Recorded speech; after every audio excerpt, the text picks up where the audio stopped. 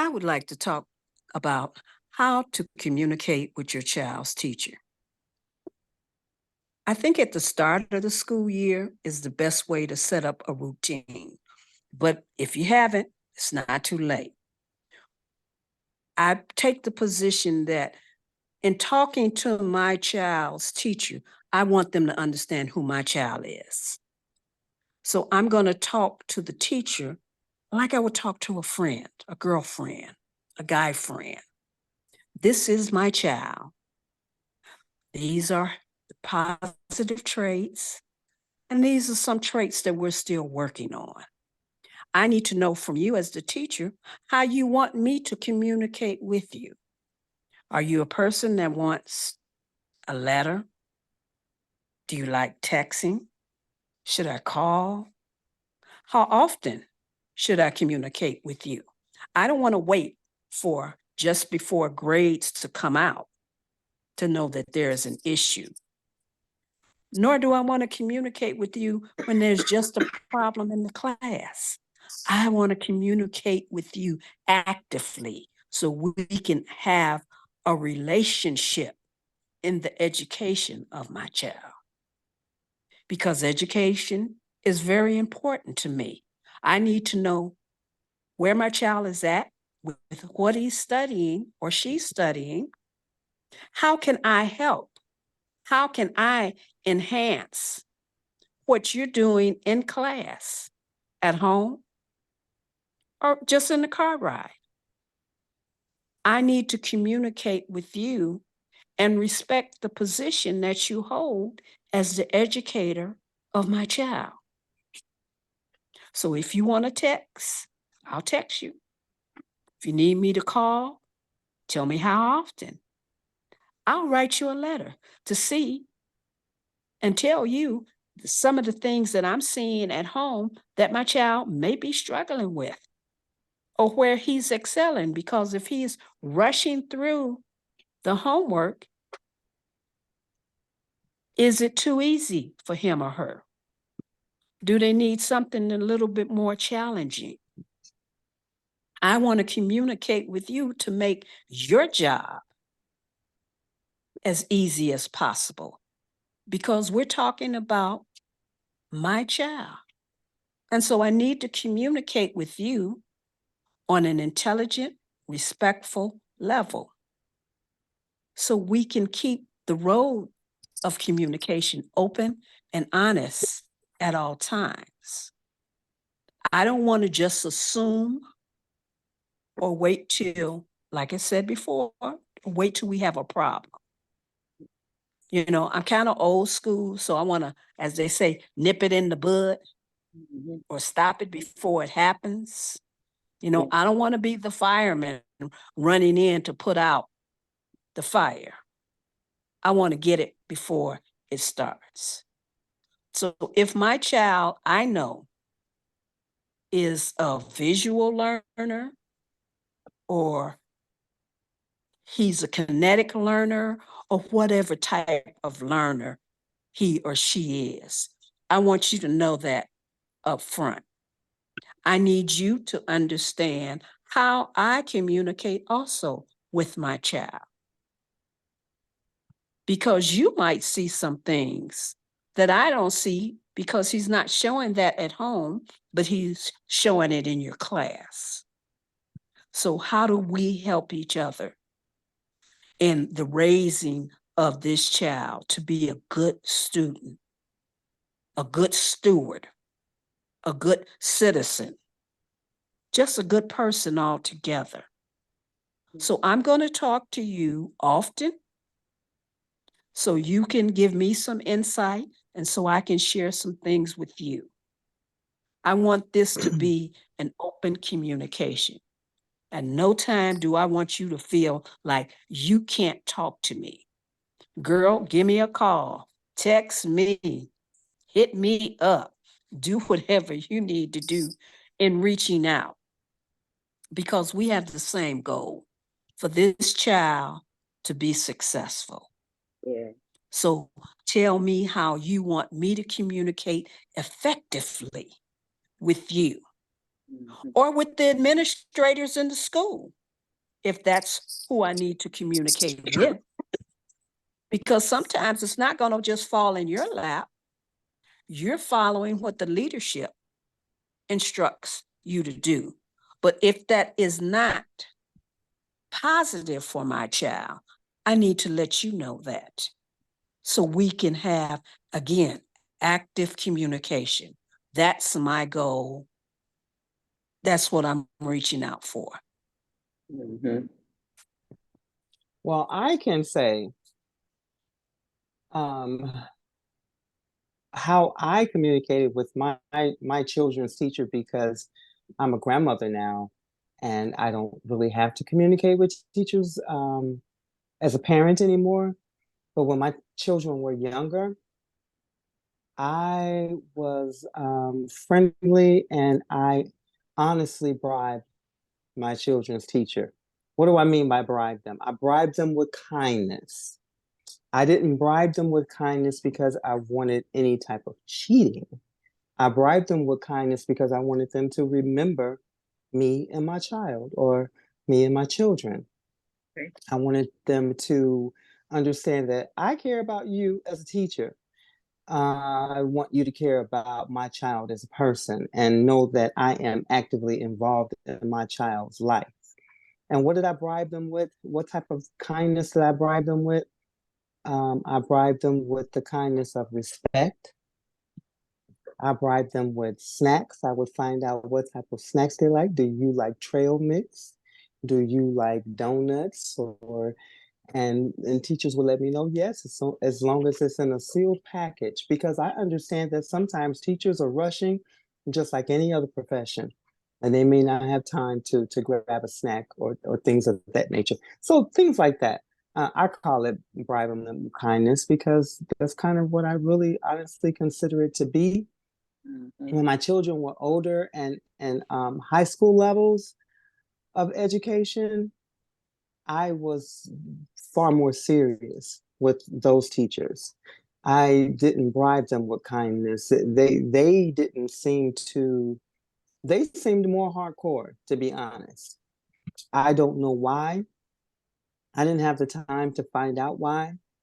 So I gave them serious right back, along with respect. I'm gonna always respect. And then college level professors that I had to encounter on a couple of occasions, those were very challenging. There were times during the college levels that I wish I had an attorney in my pocket, because that was frustration that I hadn't learned at that time to kick out the door. That's why I can honestly say that frustration needs to get kicked out of the situation, so that you can think more calmly and logically. But I definitely like to know my child's teachers. I like to interact with them. I send emails, and especially if I know that there's a problem, I'm checking on it, because that's also a paper trail of anyone who may need to know at any time that I'm involved. And this has been going on, be it good or bad. But that has helped me and my children in their educational pursuits. I would like to add that communicating with a child's teacher is important. And it's a two-way communication, where it's prompted by if it's prompted by a parent, and if it's enforced kindly and gently by the parent, then that communication is more likely to be a positive experience for the parent and the teacher. If a teacher continue to reach out to a parent because there's a problem, then that frustration and that tension is going to create a situation between the parent and the teacher, the child and the teacher, and the child and the parent. So I like April, what you said, that you bring in treats and other things that teacher likes, because that eliminates the frustration. And what we don't want to do is frustrate a teacher more than our child is already frustrating that teacher. We want to ensure that there's a healthy exchange of ideas, and that the teacher welcomes our communication, and that he or she looks at us as a partner in our Mhm. child's education. So when a parent puts in the time to communicate with their child's teacher, that parent can help the teacher understand more about their child's home and learning environment and that child's particular needs. So I believe that ongoing communication with a child's teacher allows the teacher to tailor their approach when dealing with my child or that child, and it helps that teacher apply appropriate strategies to suit my child's needs and their learning in class. And when I, as a parent, am in communication with that parent in one of the ways that Jamila described, whether it be text, email, or whatever that teacher's preference is, then I am assisting that teacher, especially when my child is causing a problem or is not understanding a concept. Because that alone, those two things alone will cause a teacher a lot of frustration. And I am showing that teacher that I am his or her partner. I have a question as soon as everyone has. Unmute, Aquila. Yeah, I'm sorry, y'all. I'm always muting. I got children, so what can I say? But you know what resonates for me when I hear that, and I think about mine when they were in school, and even with the grandchildren now, that we know that the teachers are they are overwhelmed. We know the classrooms are thoroughly oversized, and that they do not have enough help in the classroom. And so and if you know your child, you know where their limitations are, and you know pretty much where they advance. And so for me, I thought one way to help the teacher, because I want a daily report on this particular child, because I already know he's going to be problematic, or for the most part, he may be problematic in the classroom.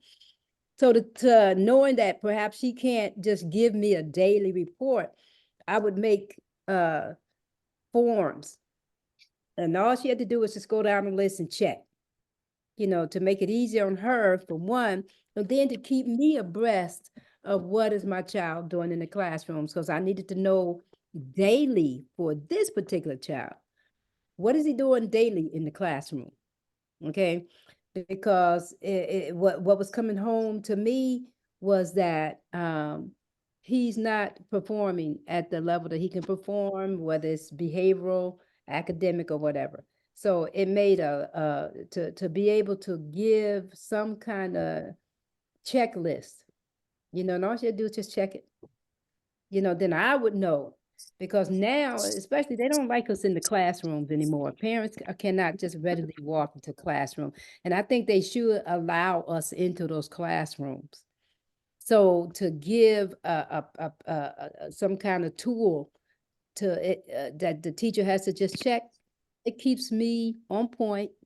It keeps my child on point, so he knows that though I'm not there in the physical, I'm aware of everything that you're doing in that classroom.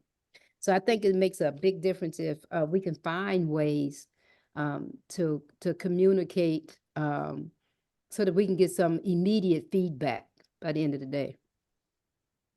Yeah. Can I put a question on the table? Sure. How do we communicate with teachers that we know do not like our children for whatever reason? Because I did encounter that. Well, I don't think we can get around that. Okay. But to me, that's why hard copies, you know, just check, put some checks, you know, just put some checks. Cause we, you know, our children, you know, we talked about the 21st century child. We talked about that, I think, long before others began to talk about that phenomena. And this 21st century kid is very much different than the children that we know. Because why? They are digital natives. They're coming out of a whole nother platform to understand. And probably for the most part, our teachers too, because they're young teachers now. These are not elder teachers. These are young teachers. But it doesn't seem that And April, to address that, that becomes an administrative issue. If there's an issue that you feel like the teacher doesn't like your child feels like the teacher doesn't like him or her, that becomes an administrative issue. You sit down with the administration and that teacher, you let your child voice their opinion, and then remove the child from the situation, because you want your child to know, first of all, that the child is protected. You know, you're going to value what that child is saying to you and what the child is feeling. And then as adults, you all are going to sit down and talk about that situation, because your teacher could be coming in with some of their own personal bias, because we know we all have biases. And so if that teacher is bringing that bias to that classroom and responding or reacting to your child because of that bias, that needs to be dealt with, because that child might need to be removed out of that teacher's classroom. Find someone else who's more conducive to your child. Yeah, and I would also like to add that I want to make sure that I'm not taking the side of either initially. Initially, I want to know what's going on. And what I did when my youngest son, who it was the one who caused all those types of situations where I had a teacher calling me all the time. So what I did was, first I questioned him to make sure that he wasn't the one who was causing the problem. And yeah, I did talk to the teacher, because you can kind of get a feel. You can feel that teacher's tone. You can feel that teacher's spirit to know if he or she really doesn't like your child or not. And the other thing that I did is I actually went into the classroom. That was during the time where a parent could go in the school. So I went to the school and I observed and I listened and I watched. I sat in the classroom. I sat in that classroom with the teacher who was calling me all the time. I actually spent 2 whole days following my son around just to kind of check his spirit, to check his, his attitude, to see who he was hanging around with. I talked to his friends around the locker, and those young men, they still, when they see me, they say, "Hey, Ma," because I wanted them to know that, if you all are going to be buddies and pals, y'all got to go in the right kind of direction. So I kind of spent time with them too in the school. And I actually sat in the back of the classroom. I didn't say anything.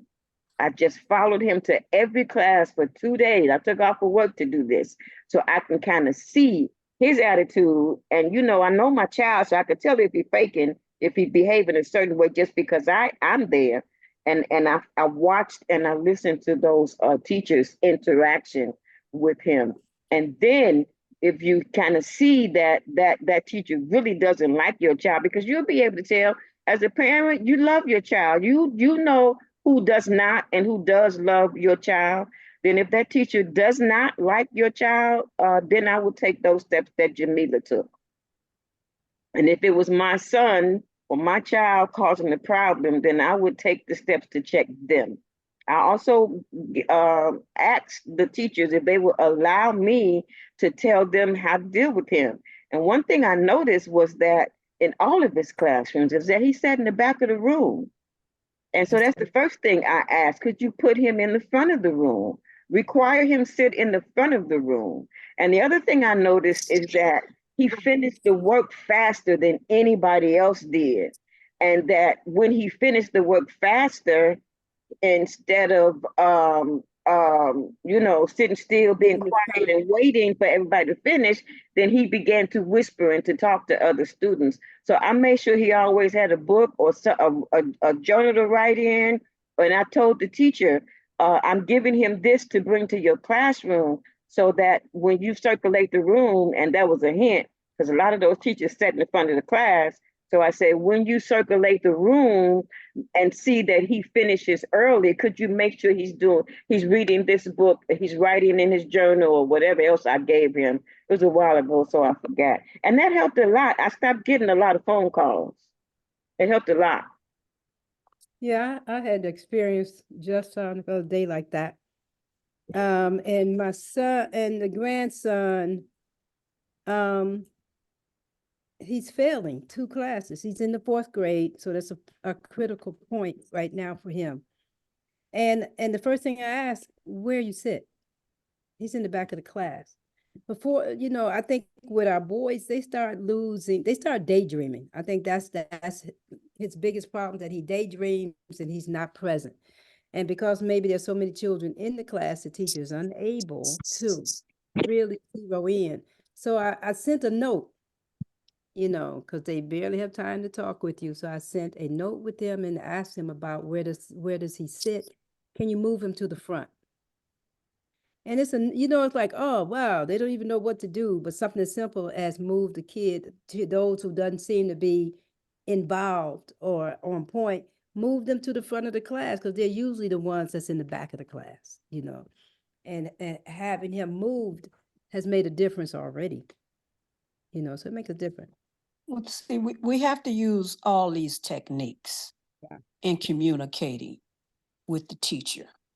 We have to use these techniques when communicating with our child.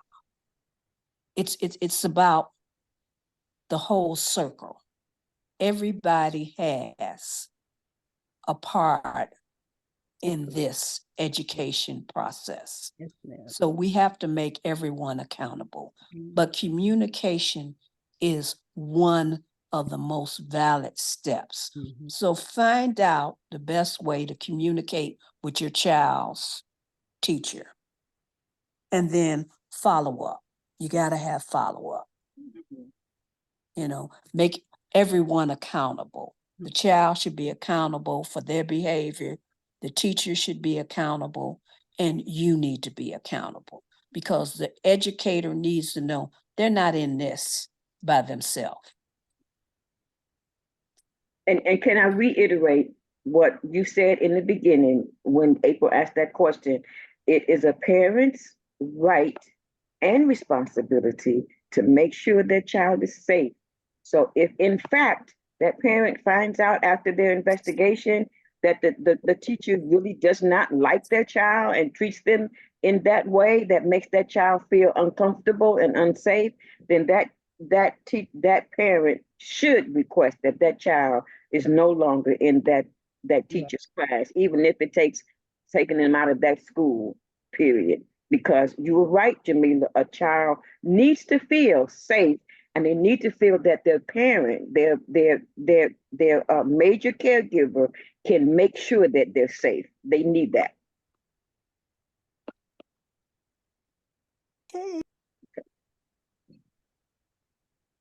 I did experience a teacher not liking my child. I experienced a teacher not liking all of the children who looked like my child, who looked like me. And the teacher had tenure. So after speaking with the teacher, who did not want to speak with me, who acted like I was really getting on her nerves, and I had to have an appointment to speak with her. And we took it to administration, and there was a meeting with the administrator, the teacher, and myself. I did not want my child present. The teacher still refused to teach my child.